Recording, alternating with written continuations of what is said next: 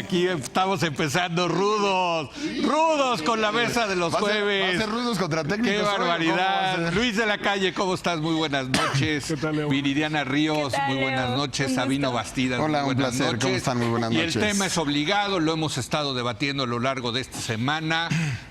Pues el tema de la amenaza de los aranceles, ligado al tema de la migración. Y yo quisiera decirle, dejemos ahorita a un lado la negociación, si va a haber resultados o no. Yo quisiera hablar de los dos grandes temas que están en la mesa, que es libre comercio.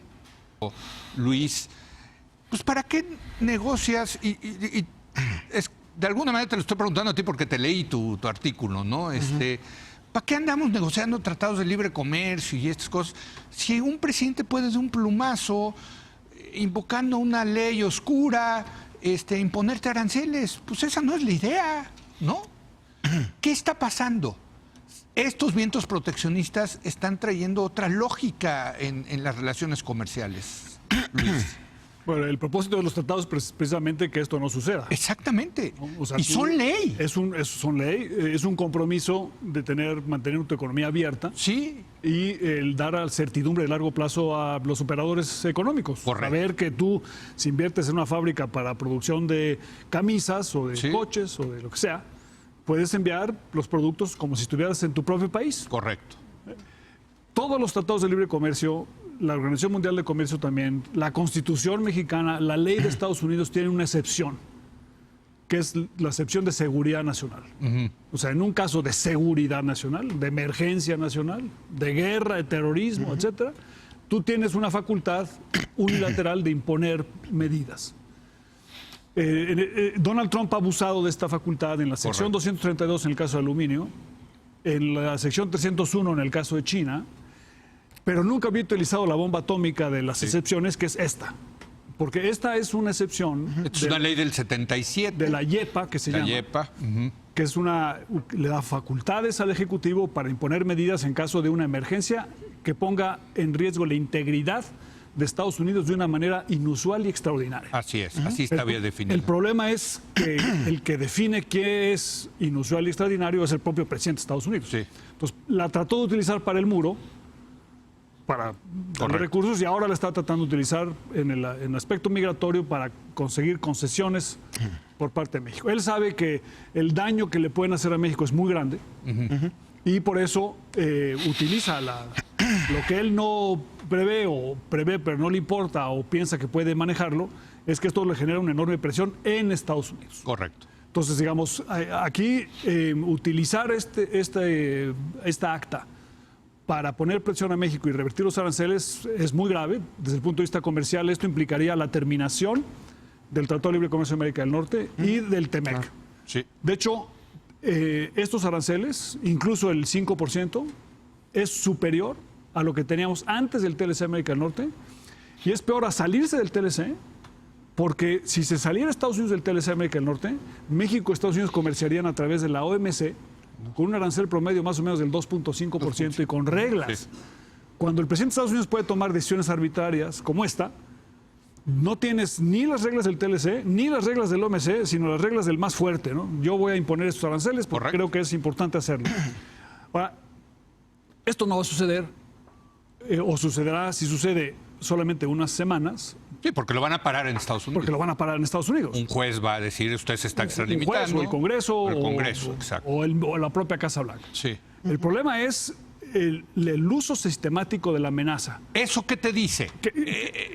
¿Dónde estamos? ¿En qué mundo estamos? Que hay una voluntad por parte del presidente de la Casa Blanca de destruir el sistema de comercio internacional al abrogarse Estados Unidos la facultad unilateral de tomar decisiones en materia de comercio. Entonces él es el juez, dice, oye, aquí no me gusta esto y te voy a poner un arancel. No me gusta esto otro y te voy a imponer otro arancel. Eso tampoco es sostenible y en algún momento ya hay un movimiento en Estados Unidos para legislativamente quitarle ese poder que se le delegó a la Casa Blanca, porque en la Constitución de Estados Unidos ese poder lo tiene el Congreso. Lo tiene el Congreso, es facultad del Congreso. Imponer impuestos es una facultad exclusiva del Congreso, pero está delegada en materia comercial a la Casa Blanca. Entonces, esa es la discusión en la que estamos.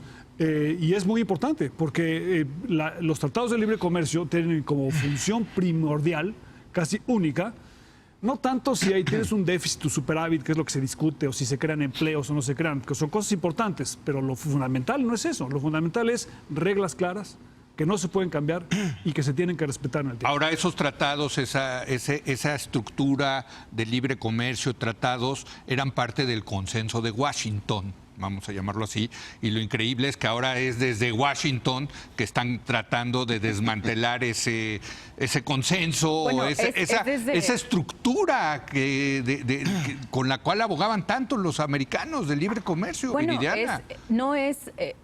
quisiera acotar, no es necesariamente la Casa Blanca, creo que es el presidente Donald Trump. Bueno. Porque de hecho hay muchísimas voces dentro de los mismos republicanos, Nancy Pelosi, el día de ayer, el Ella gobernador de sí. perdón. Pero también dentro de los republicanos. Dentro de los republicanos, Nancy Pelosi y también el gobernador de Florida, el día de ayer tuvo una serie de declaraciones muy fuertes diciendo que no se podrían implementar las medidas que plantea Donald Trump sin afectar severamente la economía americana. Y en eso me gustaría centrarme. Creo que se ha discutido muy poco cuál sería el impacto que tendría en Estados Unidos el arancel. Sí. Los cálculos más recientes muestran que habría un incremento de 3 puntos porcentuales en la inflación de Estados Unidos si se implementara un arancel de entre el 5 y el 25%. ¿3? Lo cual es enorme para Estados Unidos. Porque ahorita Estados la Unidos, inflación está en 1%. Cerca de 2% es lo máximo a lo que se llega. Se iría hasta 3%. 3 puntos base por encima de lo que se tuviera con un impuesto. Esto se debe a que, con un arancel, esto se debe a que la canasta básica de los bienes americanos tiene muchos productos mexicanos, sobre todo en la agricultura. Cerca del 90% del tomate, por ejemplo, que se consume en Estados Unidos, viene de México. Prácticamente la totalidad del aguacate viene también de México. Entonces, habría importantes efectos inflacionarios. Habría también un impacto importante en la generación de empleos. Se estima que se perderían 400,000 empleos en Estados Unidos. La gran mayoría en servicios, cerca de 160,000 en servicios y 60,000 más en manufactura, porque tenemos que entender que la manufactura es un proceso ya tan integrado que en el momento en el cual se dejen de vender autos porque sean más caros o se dejen de vender equipo de cómputo porque sea más caro, pues veremos también una pérdida importante de empleos en Estados Unidos. Entonces, enfatizo esto porque creo que dentro de México, pues obviamente con la incertidumbre que se genera con el anuncio de estas medidas, pues tendemos mucho a enfocarnos en lo que pasaría aquí. Pero lo que pasaría en Estados Unidos no sería menor. México va a hundirse, obviamente, si se implementan tarifas, pero no se hunde solo. Y sobre todo no se hunde... Ahora, se hunde un poquito Estados Unidos. Pero se hunde estratégicamente en ciertos sectores de forma importante. Y yo creo que la pregunta ahí es si a Donald Trump, digo, evidentemente México le vale un pepino. Lo que le importa a Donald Trump es la elección, hombre.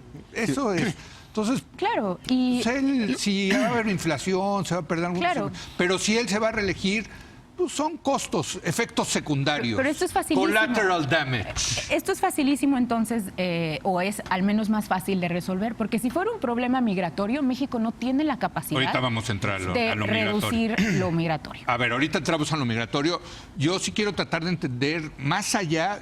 Sí parecería que el modelo de libre comercio está amenazado, Sabino. Sí, yo creo que uno de los errores que cometemos sistémicamente es que tratamos de analizar el tema del libre comercio de manera aislada.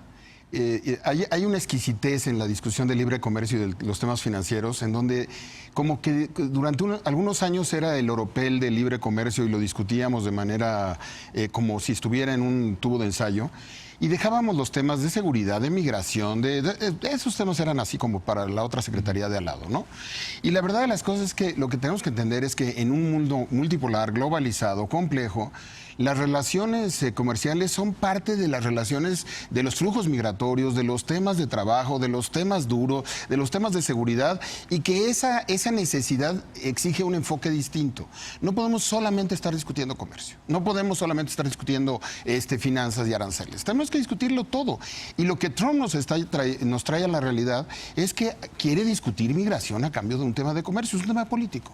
Yo creo que cometemos otro error muy grave en no entender que somos un renglón en el cuarto de guerra de las campañas norteamericanas. Sí. Un issue más. Así como el aborto, así como la educación, el Obamacare, China, Irán, armamento, presupuestos. Otro tema ahí en el mapa del War Room de Trump y en el War Room de cada uno de los 25 candidatos demócratas y el War Room de todos, hay una palabrita que se llama México. Por lo tanto, seremos una frase en los discursos de ida y vuelta durante mucho tiempo. Por lo tanto, hay que tomarlo como viene. O sea, ser parte de la narrativa, hay que ser muy fríos, muy calculadores, muy cuidadosos, porque no necesariamente todas las amenazas van a llegar a buen puerto. Efectivamente, yo creo que hay un afán de Donald Trump de hacerse creíble en este tema de los aranceles hacia México, iniciar este proceso, pero no sé hasta dónde sea capaz de darse un balazo en el pie con muchas de sus clientelas, llegando a los niveles de inflación que relata Viridiana. Evidentemente creo que sí va a haber impactos políticos y hasta cierto punto económicos, pero el gradualismo tiene que... Trump sí entiende, y su constituency sí entiende claro, que hay cadenas de valor que están totalmente fragmentadas. Y el tercer error que creo que cometemos, o el tercer tema que tenemos que tener presente, es que Donald Trump no es solo Donald Trump.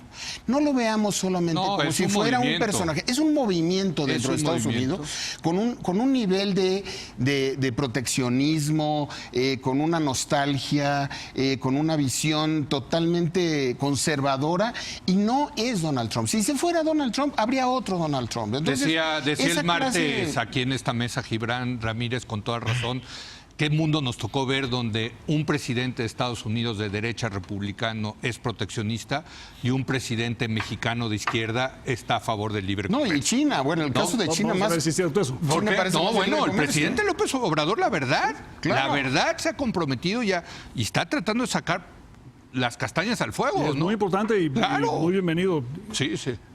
O sea, en el pizarrón que decía Sabino, estamos hasta arriba. Sí. O sea, México no es una palabra abajo, estamos hasta arriba. Sí. O sea, en la mente de Donald Trump, la elección en mucho va a empujar el tema México. Pero yo les mandé la... El tema migración, que no necesariamente es Les México. mandé la encuesta, ¿no? De Harris Harvard. Claro. Número 1. Migración. Tema número 1 para el electorado, migración. Entonces, ese es el tema. Pero las migraciones también hay una gran migración china y otras formas de migración. A ver, no. Pero la migración mexicana México es mayoritariamente América Central, hay otras que también. Es América Central. Sí. Claro. Pero México estratégicamente, históricamente hemos tratado de separar comercio de los demás, no porque no estén juntos, sino porque no nos conviene que se junten. Sí, se contaminan. Y la prueba es lo que está sucediendo en Washington. Pero esa es una exquisitez, Luis. No, es una exquisitez. La realidad no es así. Es una exquisitez que nos ha llevado a tener mucho éxito. No, la realidad de la relación bilateral no es así. La realidad porque sigues negociando. A ver, no podemos negar que la negociación del Tratado de Libre Comercio tiene del otro lado también una serie de temas de seguridad, de política interior, que para los Estados Unidos son muy importantes. Y es un poco... para México. Y para México, pero México tiene un valor agregado. Geopolíticamente, para los cuerpos de seguridad de los Estados Unidos, México es un actor muy importante. Pero aquí yo creo que aquí hay un buen debate, porque tiene razón Sabino de que, y este presidente Trump los quiere juntar los temas. Bueno, por eso nosotros queremos juntarlos. Y tiene razón Luis de que, a ver, lo que nos ha funcionado es separarlos. Es que esa es una discusión, es una discusión muy importante. teórica. Es que cuando hicieron el NAFTA también hubo siempre eso. Es una exquisitez. No es así la realidad. Esa exquisitez te permite ganar. Sí. O sea, esto es una cosa de exquisitos, ¿no? Sí. O sea, hay que saber hacerlo. Claro. Sí, claro. O sea, entonces tú necesitas compartimentalizar. O sea, porque si no, te lo junto. O sea, en la misma mesa no puedes poner los dos temas, porque pierdes. Pues es que ese es un debate. A veces puedes ganar. Castañeda, por ejemplo, dice no, hoy puedes todo. ganar. Jorge Castañeda está perfectamente equivocado y lo que está sucediendo hoy es un tema es la prueba clarísima de que a México no le conviene mezclarlos porque a Estados Unidos sí le conviene. Pero México no decide. Ese es el problema. Está decidiendo Donald Trump. Pero no le echas... Pero ese es un laboratorio, ese es un laboratorio, Luis. La realidad de México, la tensión de los temas de seguridad en la mesa para la agenda norteamericana, desde hace muchos años, el tema de seguridad es un trade-off y es un tema clave para los Estados Unidos. Y nosotros podemos aportar mucho. Sí, claro. Pero eso no te va a conseguir acceso para vender más jitomate. Sí. Y te voy a dar el jitomate contra la seguridad. Ese intercambio no existe en la mesa. O sea, México no puede no colaborar en materia de seguridad. Y en el fondo tampoco no podemos no colaborar en materia de migración. Vamos al tema de migración. A ver, Viridiana, este tema llegó para quedarse en México. Sí, bueno, ha sido el tema por las últimas décadas. No, pero en México como que este año nos cayó la realidad de que este fenómeno que es mundial, por cierto, llegó para quedarse en México y híjole, creo que nos cayó sin saber qué hacer, de alguna manera, ¿no? Creo que hay que remitirnos a los datos. Sí. La realidad es que cada vez viven menos migrantes ilegales en Estados Unidos. Hace apenas 5 años nosotros teníamos cifras de cerca de 12 millones de personas, ahora están mucho más a la baja. Sí. Lo que estamos viendo es una forma de migración muy visible y eso es lo que está haciendo distinto. Anteriormente los migrantes pues se escabullían, tenían estos coyotes que los pasaban de noche. No, ahora son hoy, familias enteras en que quieren parte pedir debido a las asilo. estrategias de Donald Trump. Sí. La forma de migración ha cambiado, se ha vuelto más visible. Por ejemplo, ahora intentan venir con niños porque se han dado cuenta de que debido a las protecciones de derechos humanos que existen en Estados Unidos, si pasan con un niño los protegen más y los dejan ir más rápido. Por ejemplo, ahora están tratando de utilizar mucho más la figura del asilo. Esto les permite que al menos cuando tú clamas asilo, te permite que te quedes al menos un día dentro del territorio nacional de Estados Unidos y eso les permite también tener ciertas salidas que terminan al final quedándose dentro de Estados Unidos. Los migrantes en estas caravanas que vienen juntos pues son visibles para las noticias. Entonces, y sí hay una crisis en ese sentido. Los números son apabullantes. Hay una crisis en el sentido de visibilidad. Cuando ya ves tú el número de migrantes reales, el número real va a la baja. Habría que tener muchísimas más caravanas para llegar a los números de migración que teníamos en los años 90, cuando de hecho la migración provenía además de México. Hoy en día el número de migrantes que salen de México y que regresan es negativo, es decir, el flujo es negativo. Cada vez están regresando más y más mexicanos. Entonces, porque subió el nivel de vida en México. Enfatizo, por supuesto, y ha habido una mejora. Ahora, sí, estamos peor en poder adquisitivo, pero a lo que voy es a que, dado que la estrategia de Donald Trump está basada en premisas falsas, en decir que está cada vez migrando más gente, y dado que existe debajo también una motivación electoral que tú has mencionado, que hemos mencionado en esta mesa, me parece que México debe ser mucho más estratégico. Claro. Debe entender que el 5% viene, porque él no va electoralmente a decir que el arancel, que no se animó. No, es una cuestión como ya de hombría, de como mucha lucha de poder. Y México debe empezar a pensar en abrir rutas de comercio con China, con otros países. Pero ya te volviste a ir ahora al tema comercial. Yo quiero el tema de la migración que llegó, yo creo, Sabino, para quedarse y nos agarró pues sin una estrategia. ¿De qué hacer, no solamente sin una estrategia. Tenemos que tener mucho cuidado porque en los próximos meses nosotros estamos construyendo la narrativa futura de migración. Tenemos que ser muy cuidadosos y muy responsables de cómo tratamos nosotros el fenómeno migratorio. Porque si tú ves la migración como un problema, por ejemplo, estás equivocado en términos de narrativa. Te subes a la narrativa de Trump, de esta fobia. Pero sí es un problema. Es un fenómeno que nosotros hemos experimentado históricamente, que se confundía con nuestra migración o se ocultaba frente a nuestra migración con Estados Unidos. Pero evidentemente es una migración permanente que ha estado en las agendas de riesgo presentadas ante el Congreso permanentemente. Frontera Sur, desde que yo tengo uso de memoria, es el gran tema oculto en la agenda y durante muchos años no quisimos entrarle. O le entrábamos con programas de desarrollo, el Plan Puebla-Panamá, mesoamericanos. Pero tampoco tenía esta dimensión de ahorita. Y sí ha cambiado, como dice Viridiana. Antes eran hombres jóvenes que querían ir a buscar lana, etcétera, ahora son familias enteras que van buscando asilo en caravanas. O sea, sí ha cambiado, se ha cambiado la naturaleza de la migración. En el mundo entero la migración es permanente. Sí, sí. Y las mediciones de migración también son ¿y va a seguir? Claro, es un tema permanente. Sí. Y una de las maneras de atender el tema es primero construir una narrativa social, entendiendo cuál es el fenómeno, no empezarle a generar esta sensación de miedo, ahí viene un migrante o un extraño, porque la migración centroamericana en México es muy distinta de la migración centroamericana o mexicana en los Estados Unidos, por razón de idioma, por razón de raza, somos mucho más simétricos o mucho más integrados, y México tiene una capacidad también de asimilación distinta, un gobierno de izquierda tendrá una voluntad de asimilación distinta. ¿Deberíamos ser un país abierto en ese sentido? Yo creo que somos un país abierto. No lo somos. Asómate a la frontera sur. A ver, ¿cuál frontera sur? Cuando hablas de frontera sur... Pues ya está el ejército ahí parado desde ayer. ¿Pero qué frontera sur estás hablando? Tenemos una de las fronteras más porosas del mundo. Sí. Aunque pusieras pero a un no los soldado, tratamos bien. No. Ni les damos trabajo, ni les damos totalmente visas, de acuerdo, pero ¿qué frontera sur tienes? Sí, no, a ver, es un desastre. No, Luis. Entran los que quieren y como quieren, y durante mucho tiempo ha sido así. La frontera sur es una frontera testimonial. Bueno, las leyes migratorias. El tema migratorio. Somos un país poroso porque no tenemos infraestructura, pero no somos un país abierto en el sentido que le damos la bienvenida a la gente. En México somos bastante malinchistas para recibir extranjeros. Sí. Esa es la verdad. Digo, esa es mi experiencia personal. Sí. Este es un tema que, como bien decía Sabino, hemos ignorado muchos años y al que tenemos que dedicarle mucho más recursos e inteligencia. Y hoy en día le estamos dedicando menos. Sí. En una situación que cuya naturaleza sí ha cambiado de una manera muy importante. Yo creo que México necesita un arreglo con América Central en el sentido de tener un sistema muy generoso para el otorgamiento de visas. Decirle a los centroamericanos, México va a abrir su economía para que estés aquí, trabajes aquí, pero tienes que llegar a la frontera con un pasaporte y una visa que vas a conseguir en el consulado en Tegucigalpa. Y yo voy a multiplicar mi consulado por 20 de tamaño y voy a dar, ¿qué te gusta? 50,000 visas al año.